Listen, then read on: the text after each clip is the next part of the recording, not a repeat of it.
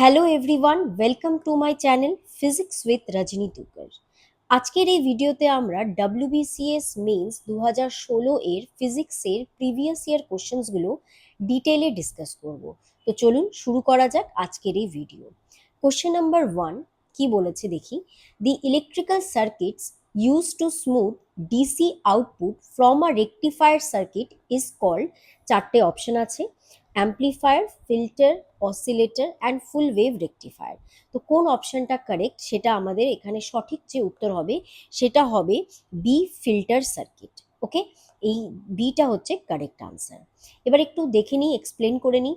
দেখো ডিসি বলেছে, ডিসি কথাটার মানেটা কি? ডিসি হচ্ছে ডিরেক্ট কারেন্ট, ডিরেক্ট কারেন্ট।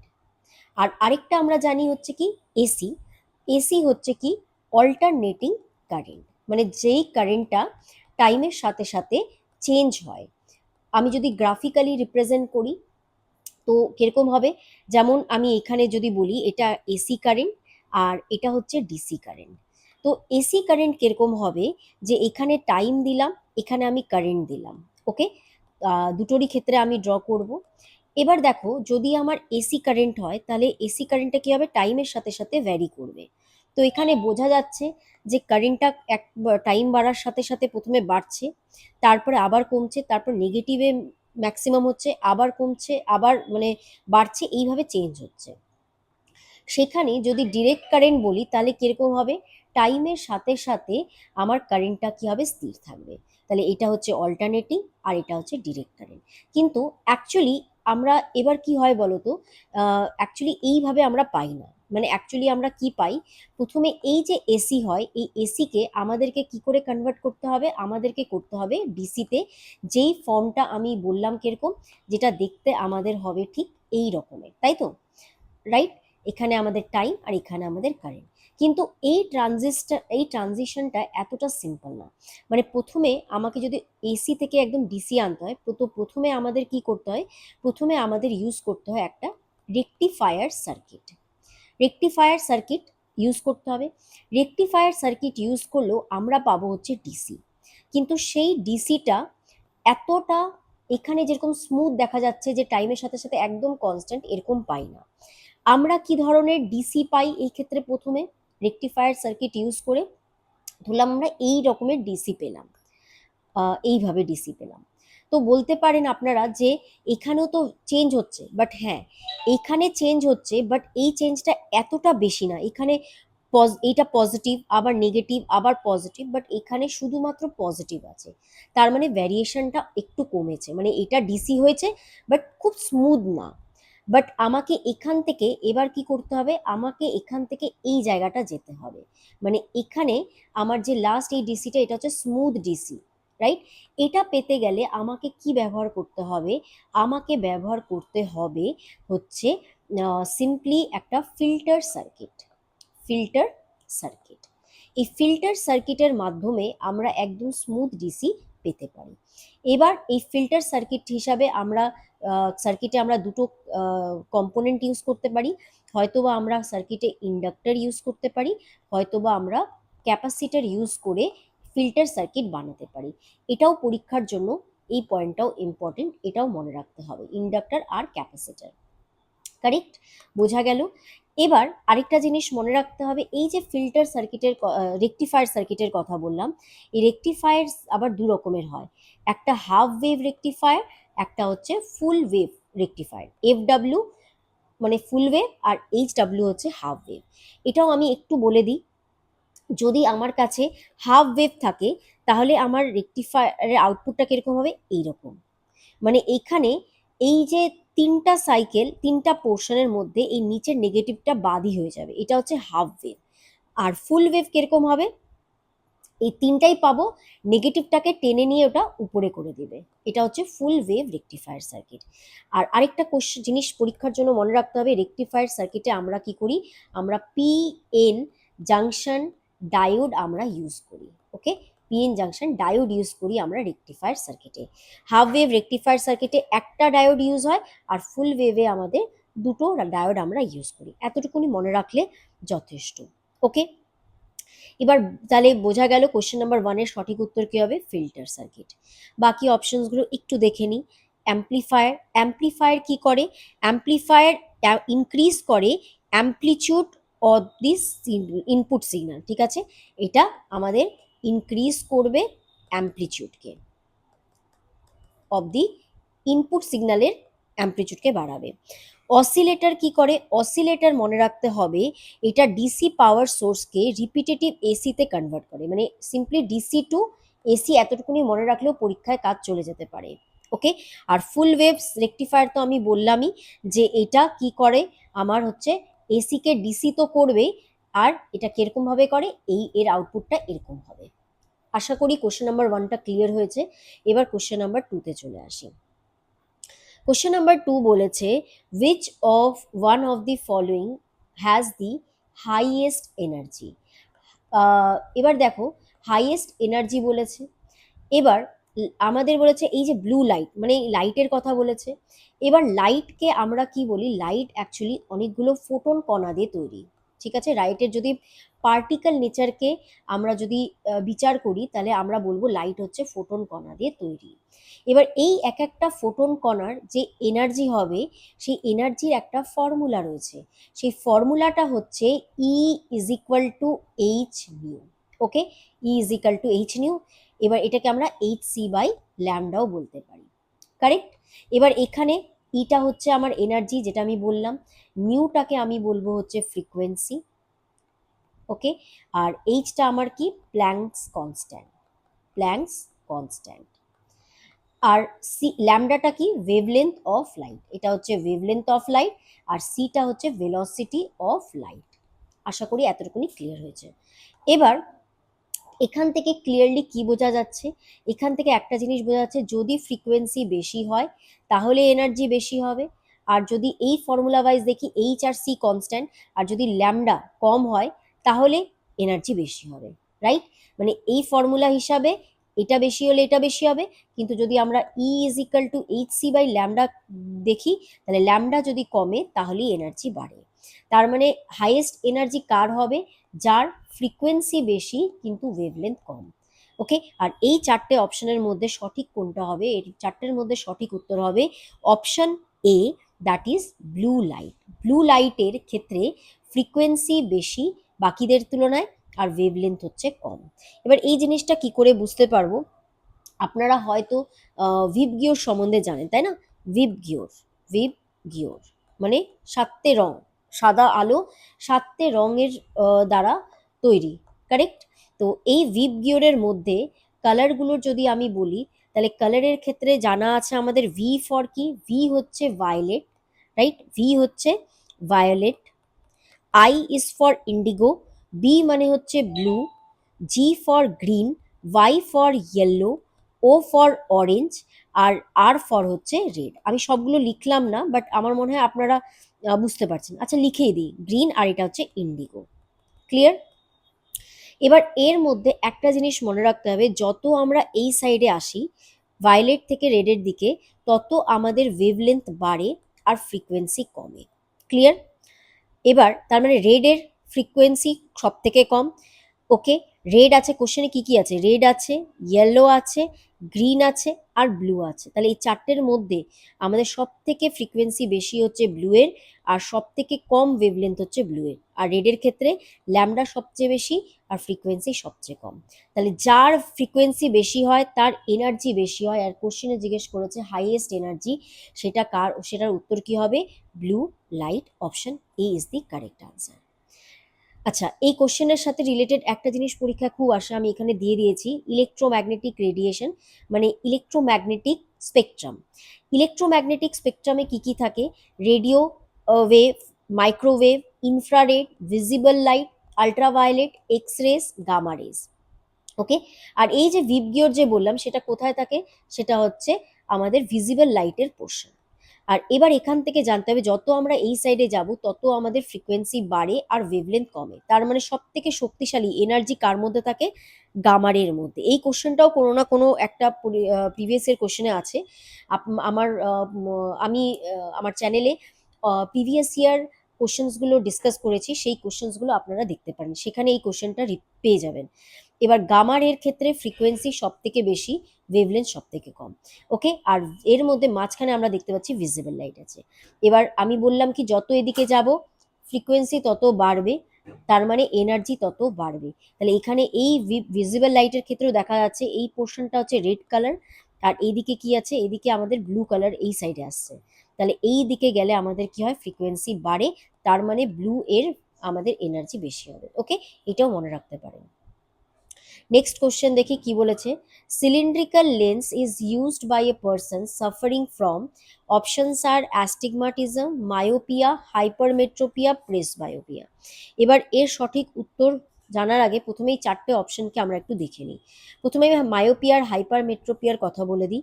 মায়োপিয়াকে আমরা বলি হচ্ছে নেয়ার সাইটেডনেস। ওকে, যেখানে আমাদের পাশের অবজেক্টকে আমরা ক্লিয়ারলি দেখতে পাই কিন্তু দূরের অবজেক্ট আমাদের কাছে ব্লারি হয়ে যায়, রাইট? ক্লিয়ার হলো? যেমন এখানে আমাদের চোখের সামনে যদি গাছ থাকে, দূরে গাছ থাকে, তাহলে সেটা দেখতে অসুবিধা হয়। সেখানে হাইপারমেট্রোপিয়া বা ফার সাইটেডনেস আমরা কাকে বলি, যেখানে আমাদের পাশের অবজেক্টগুলোকে আমরা ব্লারি দেখি কিন্তু দূরের অবজেক্টগুলোকে ক্লিয়ার দেখা যায়। যেমন চোখের সামনে বই পড়তে অসুবিধা হয়, এটা হচ্ছে হাইপারমেট্রোপিয়া। ওকে, এটা আই ডিফেক্টটা কি হবে, হাইপারমেট্রোপিয়া বা ফার সাইটেডনেস। এবার পরীক্ষায় কোশ্চেন আসে মায়োপিয়াকে কারেক্ট করার জন্য কোন লেন্স আমরা ইউজ করব, সেটা হচ্ছে কনকেভ লেন্স, যেটাকে ডাইভার্জিং লেন্স বলি। আর হাইপারমেট্রোপিয়াকে কারেক্ট করার জন্য কনভেক্স লেন্স বা কনভার্জিং লেন্স আমরা ইউজ করব। এই কোশ্চেনটা পরীক্ষায় অনেকবার এসেছে, এটা মনে রাখতে হবে। আরেকটা কোশ্চেন আসে, মায়োপিয়াতে যে আমরা ইমেজ দেখতে পাই, ধরলাম এই গাছটা দেখবো, এই ইমেজটা কোথায় তৈরি হবে, ইন ফ্রন্ট অফ রেটিনা, এই পোর্শনটাকে আমরা রেটিনা বলি, রেটিনার আগে তৈরি হয়ে যায়। ওকে, আর হাইপারমেট্রোপিয়াতে কি হয়, আমাদের রেটিনার পিছনে মানে বিহাইন্ড দি রেটিনাতে আমাদের ইমেজ ফর্ম হয় বলে আমরা দেখতে পাই না। আমাদের চোখ ইমেজ কোথায় তৈরি হওয়া উচিত, রেটিনাতে তৈরি হলেই আমরা কোনো কিছুর ইমেজ দেখতে পাই। ওকে, আর এই প্রবলেমটাকে কারেক্ট করার জন্যই এই লেন্সগুলো আমরা ইউজ করি। ওকে, তাহলে মায়োপিয়াতে কোন কোন লেন্স হয় বোঝা গেল। তো সিলিন্ড্রিক্যাল লেন্স অবভিয়াসলি মায়োপিয়াতেও হবে না, হাইপারমেট্রোপিয়াতেও হবে না। তাহলে বাকি থাকলো দুটো অপশন, একটা অ্যাস্টিগমাটিজম আর একটা প্রেসবায়োপিয়া। এই দুটোও দেখে নিই। অ্যাস্টিগমাটিজম আর কি বলেছে, প্রেসবায়োপিয়া, এই দুটো আমাদের অপশন আছে। এবার দেখো, আমরা প্রথমে যদি বলি অ্যাস্টিগমাটিজমের কথা, অ্যাস্টিগমাটিজম কি হবে, অ্যাস্টিগমাটিজম আমাদের এটাও একটা আই ডিফেক্ট, কারেক্ট? এইখানে কর্নিয়া, চোখের যে কর্নিয়া হয়ে যায় সেটাতে কার্ভেচার হয়ে যায় বলে আমাদের দেখতে অসুবিধা হয়। এটাকে কারেক্ট করার জন্য আমরা ইউজ করি হচ্ছে সিলিন্ড্রিক্যাল লেন্সেস, কারেক্ট? তাহলে বোঝা গেল, তাহলে এই কোশ্চেনের উত্তর তো বোঝাই যাচ্ছে, এ অ্যাস্টিগমাটিজম হচ্ছে আমাদের সঠিক উত্তর হবে। প্রেস বায়োপিয়া কি, এইটা মনে রাখতে হবে যে প্রেস বায়োপিয়া হচ্ছে বয়সের সাথে হয়, এটা হচ্ছে এজ রিলেটেড। ঠিক আছে, এখানে পাশের দূরের সব দেখতে অসুবিধা হয়, আর এটাকে কারেক্ট করার জন্য আমরা হচ্ছে বাইফোকাল লেন্স আমরা ইউজ করে থাকি এটার কারেক্ট করার জন্য। তো আশা করি এটা বোঝা গেল। কোশ্চেন নাম্বার 3 এর সঠিক আনসার হবে অপশন এ, অ্যাস্টিগমাটিজম। নেক্সট কোশ্চেনে চলে যাই। কোশ্চেন নাম্বার 4-এ বলেছে, to an observer on the lunar surface during the day time the sky will appear to be, options are yellow, light yellow, orange, blue and black. সঠিক উত্তর আমি mark করে রেখেছি, option D is the correct answer. তো দেখো, moon, তাই না, এখানে কোশ্চেনে কি বলেছে, লুনার সারফেস, লুনার সারফেস কথা মানে হচ্ছে চাঁদ, মানে হচ্ছে মুনের সারফেস থেকে আমরা যদি স্কাই দেখতে চাই তাহলে কিরকম দেখাবে। আমি উত্তর বললাম কালো, কেন, কারণ চাঁদের মধ্যে কি হচ্ছে, চাঁদের ক্ষেত্রে কোনো অ্যাটমসফিয়ার নেই। যেমন আমাদের পৃথিবীতে কি আছে, অ্যাটমসফিয়ার আছে, বায়ুমণ্ডল আছে, চাঁদে হচ্ছে অ্যাটমসফিয়ার নাই। অ্যাটমসফিয়ার নাই মানে কোনো কণা নেই, তার মানে এখানে লাইটের যে সূর্য থেকে যে লাইট আসছে স্ক্যাটারিং, তার ফলে কোনো ওই অ্যাটমসফেরিক পার্টিকেলের জন্যই স্ক্যাটারিং হয়। তাহলে এখানে স্ক্যাটারিং অফ লাইট হয় না, no scattering of light. Scattering of light হয় না বলেই আমাদের স্কাই কি দেখা যায়, স্কাই হচ্ছে মুনের সারফেসে দেখা যাবে হচ্ছে ব্ল্যাক কালারের। আর এটাই যদি আমরা আমাদের পৃথিবীর কথা বলি, আমাদের আর্থের কথা বলি, আমাদের আর্থে কি হয়, বায়ুমণ্ডল আছে, সেখানে অনেকগুলো কণা আছে, তার ফলে স্ক্যাটারিং অফ লাইট হয়, আর সেই সূর্যের আলোর স্ক্যাটারিং এর ফলে আমরা স্কাইকে কি দেখি, ব্লু দেখি। ঠিক আছে, স্কাইকে ব্লু দেখা যায়। ক্লিয়ার হলো ব্যাপারটা?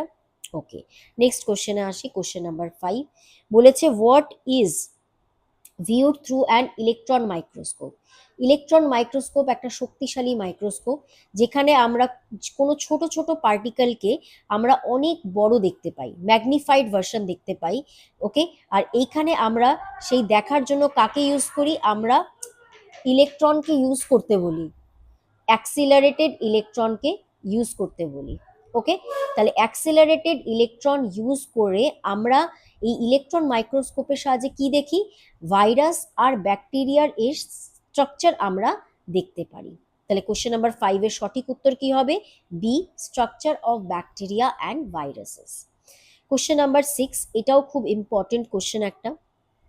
বলেছে when viewed in white light soap bubbles show colors because of, এই যে সোপ বাবল গুলো দেখি আমরা, এটা কালারফুল দেখা যায় দিনের বেলায়, কেন দেখা যায়? এখানে চারটে অপশনের মধ্যে সঠিক উত্তর হবে সি, ইন্টারফারেন্স অফ লাইটের জন্য। এবার দেখো এই চারটে অপশন কি কি, স্ক্যাটারিং, ডিফ্র্যাকশন, ইন্টারফারেন্স আর ডিসপারশন, এই চারটে অপশনসকে আমাদের একটু ভালো করে পড়তে হবে। তো এই খানে আমি ছবিতে এই চারটে জিনিসকে আমি সিম্পল ওয়েতে বোঝানোর চেষ্টা করেছি। কি কি আছে, interference of light, interference of light কি হয়? এবার এখানে ছবিতে দেখাই যাচ্ছে ইন্টারফারেন্স, যখনই আমি বলবো এখানে আমাদের প্যাটার্নটা কিরকম দেখা যাবে, সাদা কালো সাদা কালো একটা প্যাটার্ন দেখা যাবে। ওকে, এবার অ্যাকচুয়ালি কি হয়, দুটো ওয়েভ, মানে যখনই লাইট আমরা কি জানি, লাইট অ্যাকচুয়ালি আমাদের ওয়েভ হিসাবেও কাজ করে, আর একটা হচ্ছে আমাদের পার্টিকেল নেচারও আছে লাইটের। ওকে, এতটুকুনি মনে রাখলে হবে।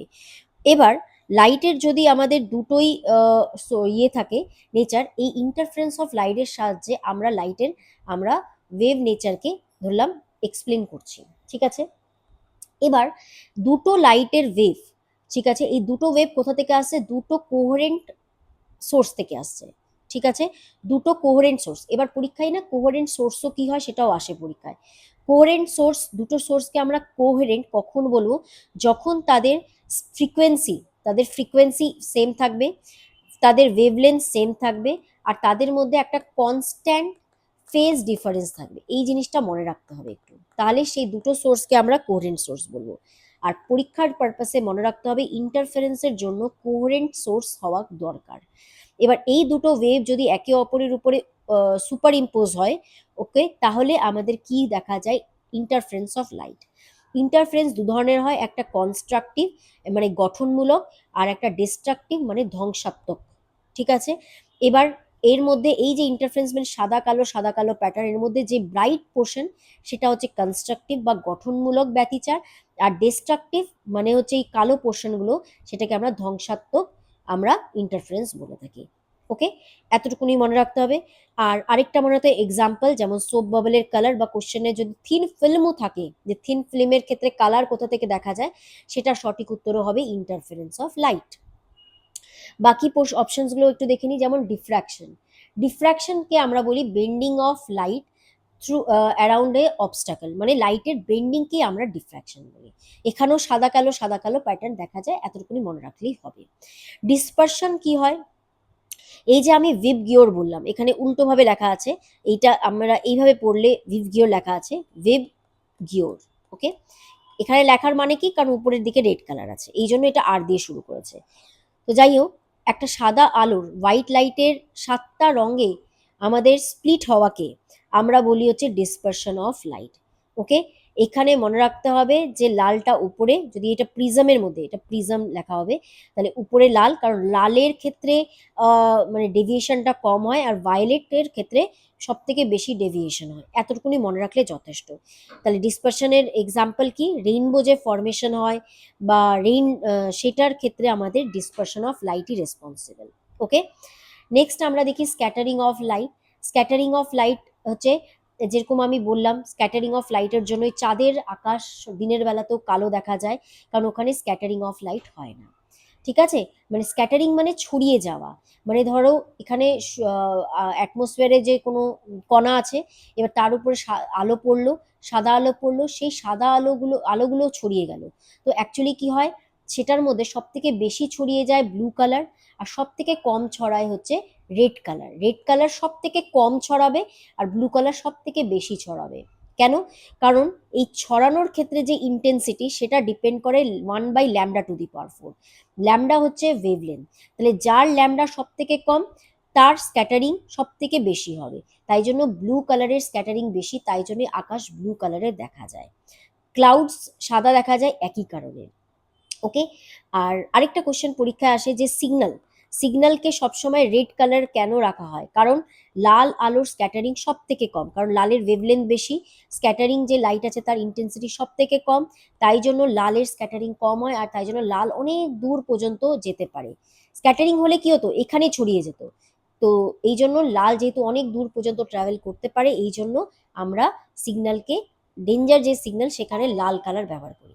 ওকে, তাহলে চারটে অপশন আমি একটু ডিটেলে বোঝালাম কারণ খুব ইম্পর্টেন্ট। এবার নেক্সট কোশ্চেনে আসা যাক, কোশ্চেন নাম্বার 7-এ। In electric supply lines in India which parameter is kept constant? এটার সঠিক উত্তর হবে সি, ফ্রিকোয়েন্সি। ওকে, ফ্রিকোয়েন্সিকে আমরা হচ্ছে কনস্ট্যান্ট রাখি। আশা করি ক্লিয়ার হয়েছে।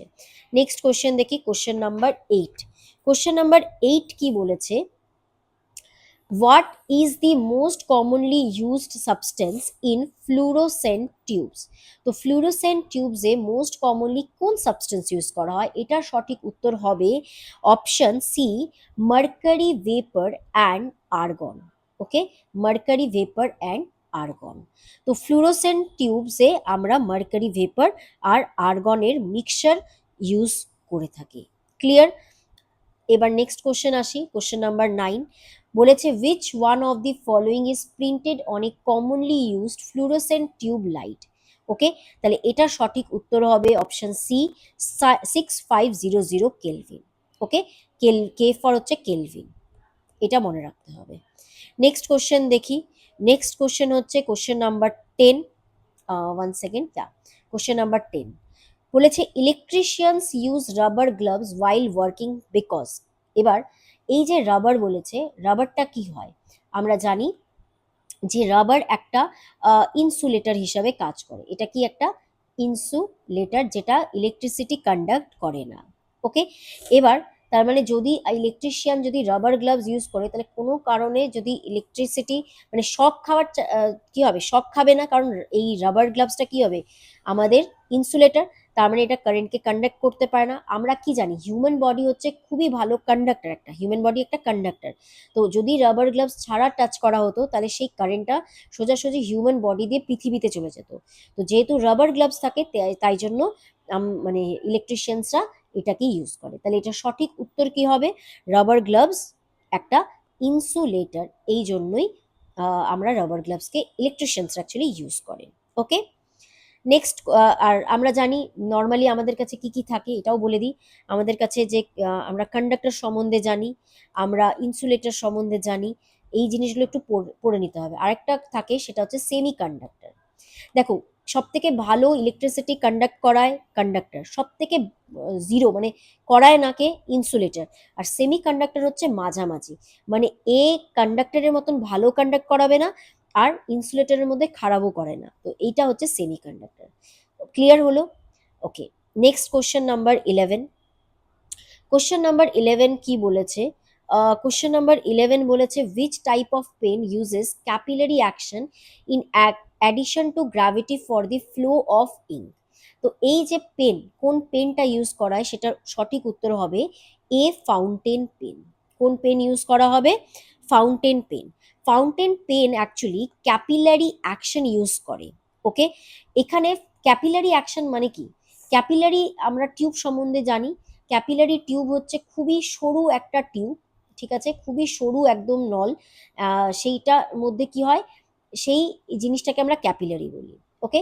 আর এই জিনিসটাকে ধরলাম একটা কোনো লিকুইডের মধ্যে যদি রেখে দিই, ধরো জলের মধ্যে রেখে দিলাম, তাহলে জলটা কি হয়, ক্যাপিলারির মধ্যে দিয়ে উপরে উঠে আসে।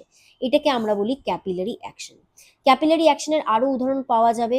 ধরলাম এই কেরোসিন, যে মাটির প্রদীপগুলো হয় না, দিওয়ালিতে যে প্রদীপগুলো ধরাই, ওর মধ্যে তেল দিয়ে আমরা কি করি, সলতা দিই, তাই না, তুলোর সলতাগুলো দিই। ওই এবার মানে যতক্ষণ তেল থাকে ততক্ষণ আমাদের এটা জ্বলতে থাকে। কেন? ওই সলতাটার যে ছোট ছোট, মানে সলতার মধ্যে অনেকগুলো ক্যাপিলারি ফর্ম হয়ে যায়, আর ওর মধ্যে দিয়ে তেলগুলো উপরে ওঠে। ওকে। আর তাই জন্যই প্রদীপটা, যতক্ষণ মাটিতে তেল থাকবে প্রদীপে ততক্ষণ জ্বলতে থাকবে।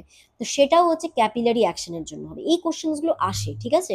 তো মনে রাখতে হবে যে এখানেও ক্যাপিলারি অ্যাকশন কোথায় হবে, ফাউন্টেন পেনে হবে। ক্লিয়ার হলো? আশা করি ক্লিয়ার হয়েছে। এবার নেক্সট কোশ্চেনে আসি, কোশ্চেন নাম্বার 12-এ। কোশ্চেন নাম্বার 12 কি বলেছে, parsec is a measure of. দেখো এখানে মনে রাখতে হবে তিনটে নাম।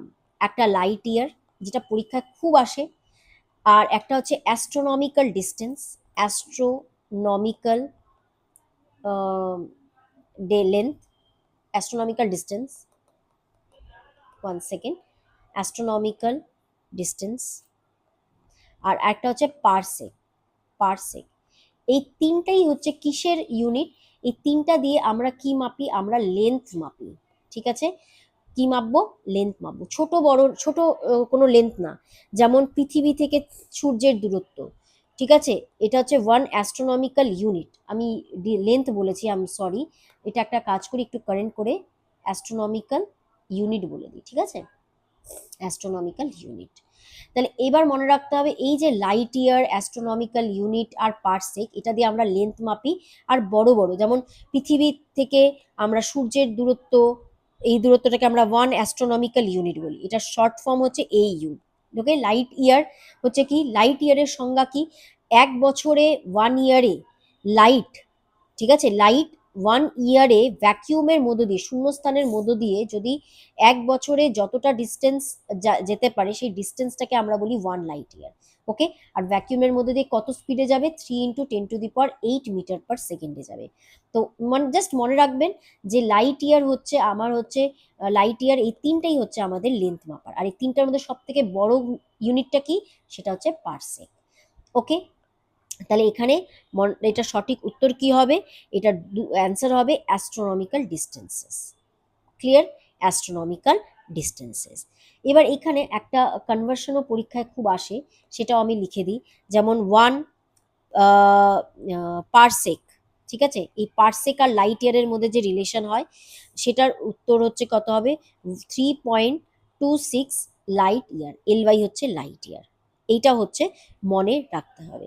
তাহলে আশা করি এইটা হচ্ছে ক্লিয়ার হলো। তাহলে লাইট ইয়ার আর কি, অ্যাস্ট্রোনমিক্যাল ইউনিট, আর হচ্ছে কি আরেকটা পারসেক, এগুলো সব লেন্থ মাপার আমার হচ্ছে মানে লেন্থ মাপার ইউনিট। ক্লিয়ার হলো? এবার আরেকটা জিনিস মনে রাখতে হবে, এটাও পরীক্ষা আসে, 1 light year is equal two কত মিটার। তো মনে রাখতে হবে 1 লাইট ইয়ার মানে হচ্ছে 9.46 ইন্টু 10⁻15 মিটার হয়। এই কনভার্সনটাও পরীক্ষায় আসে। ওকে, এই কনভার্সনটাও পরীক্ষায় আমাদের হচ্ছে আসে, এটাও মনে রাখতে হবে। এবার আরেকটা জিনিস, এই মানে আমি বারবার করে বেশি মানে আরেকটু ইনফরমেশন দেওয়ার চেষ্টা করছি, কারণ পরীক্ষায় আসে। তো সেই আরেকটা ইনফরমেশন হচ্ছে, আপনারা নিজেরা একটু মানে মনে রাখবেন যে এই যে 1 পারসেক, ঠিক আছে, 1 পারসেক এটাও কত মিটার হয়, এটাও পরীক্ষার জন্য ইম্পর্টেন্ট। ওকে। আর হচ্ছে 1 অ্যাস্ট্রোনমিক্যাল যে ইউনিটটা আছে, 1 অ্যাস্ট্রোনমিক্যাল ইউনিট, এটাও কত মিটার, এটাও হচ্ছে পরীক্ষায় আসে। ওকে। এইগুলো হচ্ছে মনে রাখতে হবে। তো এই দুটো আপনারা একটু সার্চ করে, গুগল করে আপনাদের এই দুটো অ্যান্সারটা আপনারা কমেন্ট সেকশনে জানাবেন। ওকে, এটা আপনাদের টাস্ক থাকলো। নেক্সট কোশ্চেনে চলে আসি, কোশ্চেন নাম্বার 13-এ। কোশ্চেন নাম্বার 13 কি বলেছে, which of the following persons discover the gamma rays. আজকেই আমি গামা রে সম্বন্ধে বলেছিলাম। কোথায় বলেছিলাম, ইলেকট্রোম্যাগনেটিক স্পেকট্রামে গামা রেজের ক্ষেত্রে কি হয়, এনার্জি সব থেকে কি হয়, বেশি হয়, কারণ গামা রেজের ফ্রিকোয়েন্সি বেশি হয় আর ওয়েভলেন্থ সব থেকে কম হয়, মিনিমাম হয়। ওকে, তাহলে এখানে এখানে কার কি ফ্রিকোয়েন্সি এটা জিজ্ঞেস করেনি, এখানে কে ডিসকভার করেছে সেটা জিজ্ঞেস করেছে। তাহলে এর সঠিক উত্তর কি হবে, অপশন এ, পল ভিলার্ড। ওকে, এটা সঠিক উত্তর। ইনি 1900 সালে রেডিয়াম থেকে ডিসকভার করেছিলেন। বাকি অপশনসগুলো দেখে নিই। ম্যারি কুরি, এই নামটা সবার শোনা। ইনি ডিসকভার করেছিলেন রেডিয়াম আর কি, পোলোনিয়াম। পোলোনিয়াম অ্যান্ড উনি কি করেছিলেন, ম্যারি কুরি কি করেছিলেন, ইনি হচ্ছে টার্ম, এই রেডিও অ্যাক্টিভিটির টার্মকে, মানে এই নামটা দিয়েছিলেন, রেডিও অ্যাক্টিভিটি, এই টার্মটাকে কয়েন করেছিলেন। ওকে, এই নামটাকে, এই টার্মটাকে তিনি কয়েন করেছিলেন। জে থমসন, সব থেকে সবার জানা, জে থমসন কি ডিসকভার করেছিলেন, ইলেকট্রন করেছিলেন। এই কোশ্চেনগুলো আসে কত সালে, 1897-এ। অ্যাডাম ওসবর্ন, ইনি হচ্ছে কম্পিউটারের পায়োনিয়ার। ওকে, এখানে নিউক্লিয়ার ফিজিক্সের সাথে কোনো রোল নেই। আপনি বুঝতেই পারছেন আপনারা যে এই তিনটে নাম নিউক্লিয়ার ফিজিক্স, কারণ রেডিয়াম, পোলোনিয়াম, রেডিও অ্যাক্টিভিটি, এইটা হচ্ছে নিউক্লিয়ার ফিজিক্সের সাথে রিলেটেড, এটাও অ্যাটমের সাথে রিলেটেড, বাট এই নামটা কিসের সাথে জড়িত, এটা কম্পিউটারের সাথে জড়িত। ওকে, ক্লিয়ার। নেক্সট কোশ্চেনে আসি, question number 14। Question number 14, confirmation of the presence of Higgs boson will justify, চারটে অপশন আছে, এর মধ্যে সঠিক উত্তরটি হবে option D, the mass of the fundamental particle. এবার এই কোশ্চেনটাকে বোঝার জন্য একটু আরও ডিটেলে আমি এই কোশ্চেনটাকে আপনাদের বোঝানোর চেষ্টা করব। তো দেখুন, এখানে আমি পয়েন্টসগুলো লিখে রেখেছি, এক এক করে আমি বলছি। তো যখন মহাবিশ্ব সৃষ্টি হয়েছিল, তো মহাবিশ্বের সৃষ্টির শুরুতে কিছু মৌলিক কণা, যেমন হচ্ছে ইলেকট্রন, ঠিক আছে, কোয়ার্ক, ইলেকট্রনের নাম তো শুনেছই সবাই, ইলেকট্রন, কোয়ার্ক, এদের নিজস্ব না কোনো ভর ছিল না, তাদের নিজস্ব কোনো ভর বা মাস ছিল না, ঠিক আছে, এটা ছিল না। এবার তখন বিজ্ঞানী পিটার্স হিগ, ওকে, বিজ্ঞানীর নাম কি, বিজ্ঞানীর নাম হচ্ছে পিটার হিগস। এই পিটার হিগস তখন একটা তত্ত্ব দেন যে এই পুরো মহাবিশ্বে একটি অদৃশ্য একটা শক্তি ক্ষেত্র বিস্তৃত আছে, সেই শক্তি ক্ষেত্রকে আমরা বলি হচ্ছে হিগস ফিল্ড। এবং এই যে কণাগুলি, ইলেকট্রন বা কোয়ার্ক, যাদের নিজস্ব ভর ছিল না, তারা এই হিগস ফিল্ডের মধ্য দিয়ে যাওয়ার সময় বাধা পেয়ে তারা হচ্ছে তাদের ভর বা মাস লাভ করে। ওকে, আর এই যে হিগস ফিল্ড, এর যে স্থায়িত্ব, এটা প্রমাণ করার জন্য এই ফিল্ডটি যে কণা দিয়ে তৈরি তাকে নাম দেওয়া হয়েছিল হিগস বোসন। আর এবং এই হিগস বোসনকে খুঁজে পাওয়া ওই সময় অত্যন্ত কঠিন হওয়ার জন্য এই হিগস বোসনকে নাম দেওয়া হয়েছিল গড পার্টিকেল। ওকে, এবং এই খুঁজে পাওয়ার জন্য মানে যে ইউরোপীয় সংস্থাটি ভূমিকা পালন করে তার নাম হচ্ছে সার্ন, এই নামটাও সবার শোনা। সার্নের ভূমিকা কি ছিল, এই সার্ন নামক সংস্থাটি মাটির নিচে 27 কিলোমিটার একটা দীর্ঘ একটা large hadron collider, LHC, large hadron collider তৈরি করে। ওকে, এবং এই এলএইচসিতে আলোর গতিতে দুটি প্রোটন কণার মুখোমুখি সংঘর্ষ ঘটিয়ে যে বিগ ব্যাং, এই নামটাও শোনা, বিগ ব্যাং এর মুহূর্ত তৈরি করে। ওকে, এবং এই কাজটি কবে হয়, 2012 সালের 4 জুলাই হয় এই পরীক্ষার সাহায্যেই এই গড পার্টিকেল বা হিগস বোসন কণা আবিষ্কৃত হয়। তার মানে সোজা কথা যে এই যে হিগস বোসন বা গড পার্টিকেল কি প্রমাণ করে, যে এই মৌলিক কণা যেমন ইলেকট্রন আর কোয়ার্ক, এরা ভর কোথা থেকে প্রাপ্ত করে, এরা ভর পায় হিগস ফিল্ডের মধ্যে দিয়ে যাওয়ার সময়। ওকে, আশা করি জিনিসটা একটা গল্পের মাধ্যমে ক্লিয়ার হয়েছে। মানে সমস্যাটা কি ছিল, যে ইলেকট্রন, আরেকবার বলে দিই, সমস্যাটা ছিল ইলেকট্রন আর কোয়ার্ক, এদের নিজস্ব কোনো ভর ছিল না। তখন বিজ্ঞানী পিটার হিগস, ইনি বলেন যে গোটা মহাবিশ্বে একটা শক্তি ক্ষেত্র বিস্তৃত আছে যার নাম হচ্ছে হিগস ফিল্ড, এবং সেই হিগস ফিল্ডের যাওয়ার সময় সেই হিগস ফিল্ডের যে কণা, সেই কণার নাম হচ্ছে হিগস বোসন, তাদের সাথে ধাক্কা খাওয়ার ফলেই ইলেকট্রন বা কোয়ার্ক এদেরা ভর লাভ করেছিল। অবশ্যই এরা ভর না পেলে অ্যাটমের অস্তিত্ব হতো না, আর অ্যাটম না থাকলে কোনো মেটেরিয়ালই তৈরি হতো না, তাই তো।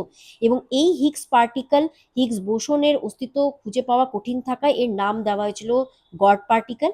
কিন্তু 2012 সালের 4 জুলাই সার্ন নামক সংস্থাটি লার্জ হ্যাড্রন কোলাইডারের সাহায্যে বিগ ব্যাংয়ের মানে পৃথিবী যখন মহাবিশ্ব শুরু হয়েছিল সেই মুহূর্তটাকে বলা হয় বিগ ব্যাং।